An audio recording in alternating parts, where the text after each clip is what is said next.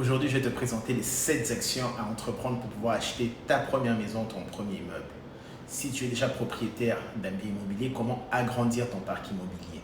Mon nom est Serge Léane, je suis comptable professionnel agréé, multi-investisseur. Si les thématiques des finances personnelles et de l'entrepreneuriat t'intéressent, abonne-toi. Sans plus tarder, nous allons passer à la première action à entreprendre. Je suis sûr que vous ne l'aurez pas deviné, c'est le crédit. J'aime la citation de Jay-Z qui dit que ce qui est plus important que de flamber son argent dans des distractions inutiles et futiles, c'est le crédit. Avec le crédit, vous allez loin en investissement. Mais qu'est-ce que le crédit? Aujourd'hui, imaginez-vous si un de vos amis venait vous voir et vous demander une forte somme d'argent à lui prêter. Est-ce que vous lui prêteriez tout de suite sans poser de questions? Je ne pense pas. En tout cas, pas moi. Je poserai la question à des gens qui lui ont déjà prêté de l'argent. Est-ce que c'est quelqu'un qui est solvable? Est-ce que c'est quelqu'un qui a des bonnes habitudes de consommation? Est-ce qu'il a remboursé à temps? En combien de temps? Combien d'argent vous lui avez prêté? C'est un peu ça le crédit. Au Canada, il y a 2 institutions qui vous donnent une note de crédit, un peu comme 0 sur 10 ou 10 sur 10. Ces cotations-là vous donnent, c'est TransUnion d'abord, le nom des institutions, et Equifax. 2 institutions seulement qui peuvent vous donner des codes de crédit au Canada. Alors, ils vous donnent une cote de crédit allant de 300 à 900. Si vous êtes en dessous de 700, c'est qu'il faut travailler sa cote de crédit. Si vous êtes au-dessus de 700, c'est que vous êtes excellent. Cela ne veut pas non plus dire que si vous avez une mauvaise cote de crédit, vous ne pouvez pas acheter votre maison. C'est l'un des indicateurs qui va permettre à la banque de pouvoir vous prêter de l'argent. Mais il existe d'autres indicateurs. Ces 2 institutions, ils vont recenser toutes vos habitudes de consommation. Lorsque vous ouvrez une carte de crédit, ils le savent. Lorsque vous avez des dettes, ils le savent. Lorsque vous remboursez en retard, ils le savent. Et en fonction de ça, ils vous donnent une note. Et il faut connaître cette note-là. Au Canada, vous avez le droit, une fois par année, de demander à ces 2 institutions votre cote de crédit. C'est important de le faire pour savoir où est-ce que vous êtes rendu au niveau de votre cote. Si elle s'améliore ou si elle baisse. Et quand elle baisse, il faut trouver des moyens, des mécanismes pour pouvoir l'améliorer. Si vous voulez comment faire pour améliorer votre cote de crédit, inscrivez-le moi dans les commentaires et je ferai une vidéo pour ça. Donc la cote de crédit, c'est important de savoir où ce qu'on est. J'aime la citation de Zig Ziglar qui dit que si tu ne vises rien, tu es sûr d'atteindre ton objectif. Donc il faut viser quelque chose, il faut savoir où ce qu'on est pour pouvoir viser l'excellence, obtenir au moins 700 points de crédit ou plus. C'est ça notre objectif ici. La deuxième action à entreprendre, c'est le budget. Oui, le fameux budget n'est pas intéressant à faire, n'est pas intéressant à respecter, mais il est important de le faire, il est primordial. Je me rappelle encore quand j'étais jeune étudiant, je vivais seul dans un appartement et à l'époque déjà je rêvais acheter une maison, mais je n'avais pas encore établi de budget. J'avais des colocataires avec moi. Lorsque je rencontrais mon épouse, elle ne pouvait pas venir rester avec moi dans mon appartement et mes colocataires. Donc on s'est vite établi un budget pour pouvoir s'acheter une maison. Ce budget m'a permis de pouvoir mettre sur papier toutes mes dépenses et de voir que je dépensais bien trop dans les sorties, dans les vêtements et dans d'autres dépenses. J'ai coupé ça, j'ai pu épargner et on a pu s'acheter notre première maison. Donc le budget, il est important. Même il y a beaucoup de gens qui disent qu'ils ont leur budget dans la tête, je vous le déconseille. Il y a une application qui est super intéressante qui s'appelle mint.com. Je ne suis pas payé par Mint, mais je trouve l'application extraordinaire. Vous la téléchargez sur votre téléphone. Elle fonctionne au Canada et aux États-Unis. Je ne sais pas ailleurs dans le monde si elle fonctionne. Vous téléchargez Mint sur votre cellulaire et vous avez toutes vos cartes de crédit, vos cartes de débit qui sont reliées en un seul point. Vous pouvez voir toutes vos dépenses et tout ce que vous avez comme revenu qui rentre sur votre application. Vous pouvez même établir un budget et mettre des alertes. Donc c'est superbe pour pouvoir voir exactement où est-ce que vous en allez avec votre budget. Si vous n'avez pas mis aussi les applications ne vous intéressent pas, faites-le sur papier ou sur une feuille Excel. Tout simplement une ligne revenu et les lignes qui sont en dessous sont les dépenses, le loyer, l'alimentation, le transport, tout ce qui va en dessous, vous le mettez et à la fin, soit il vous reste de l'argent ou vous êtes dans le rouge et vous en dépensez plus que ce qu'il faut. Donc à ce moment-là, sûrement que vos cartes de crédit doivent être maxées, doivent être dépassées, vous les utilisez au maximum.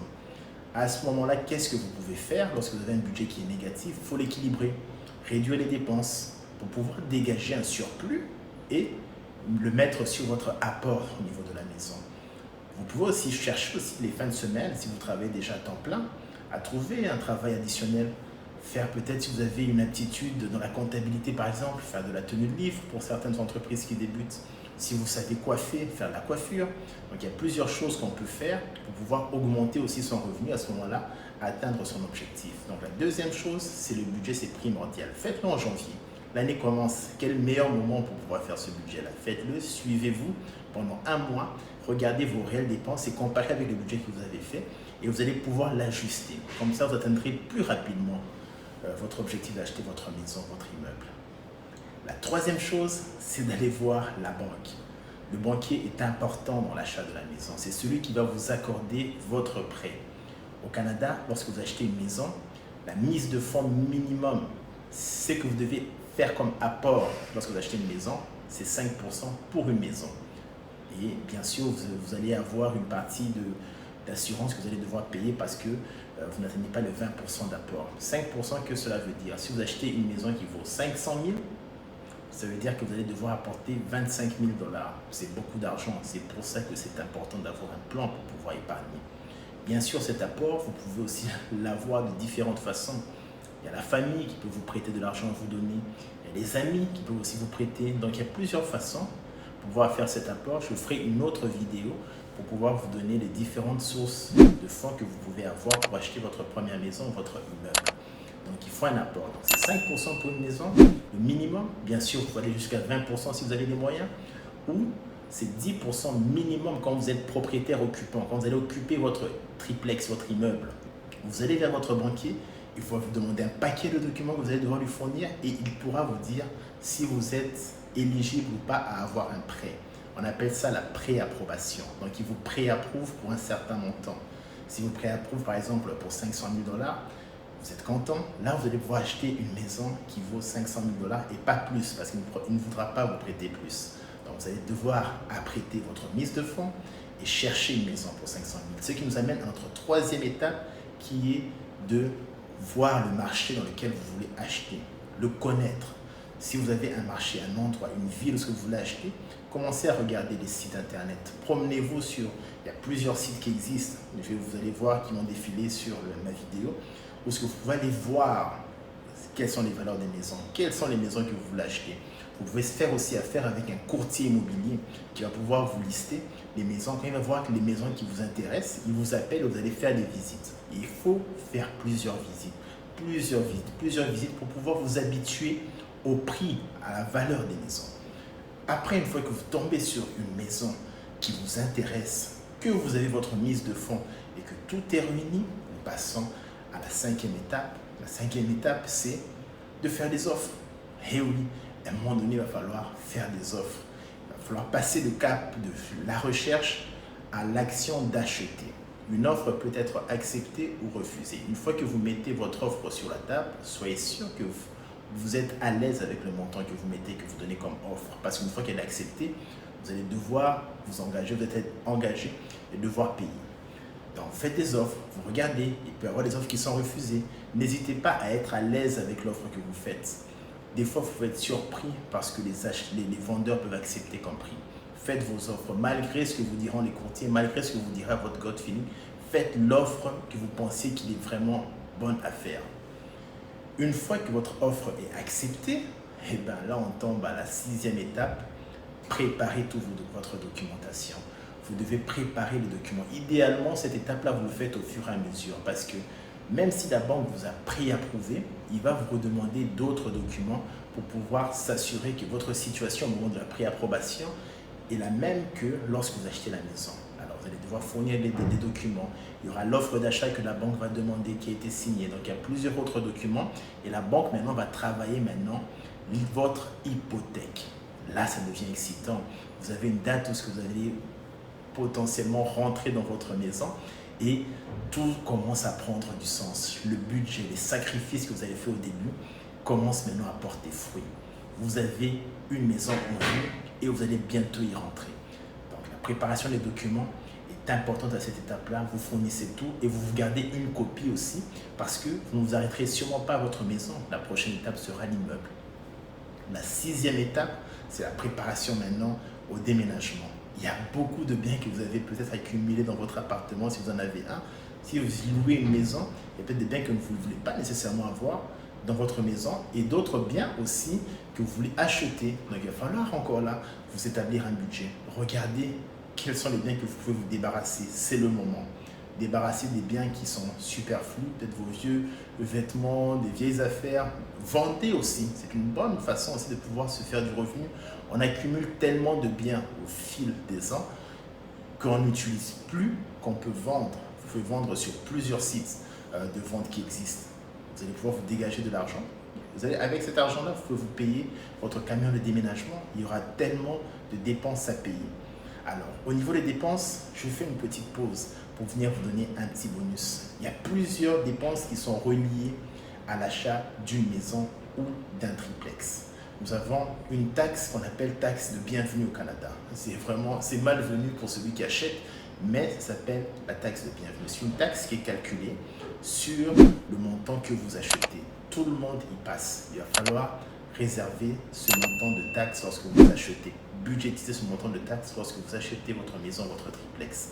Il y aura bien sûr plusieurs autres dépenses qui vont venir, comme par exemple les dépenses de déménagement, de nettoyage de la maison, peut-être des réparations, s'il y a des choses à faire.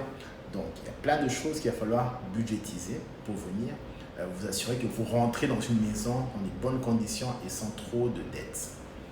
Donc, la 7e étape que je vous conseille de faire une fois que vous avez votre maison, c'est d'établir très rapidement un plan d'urgence.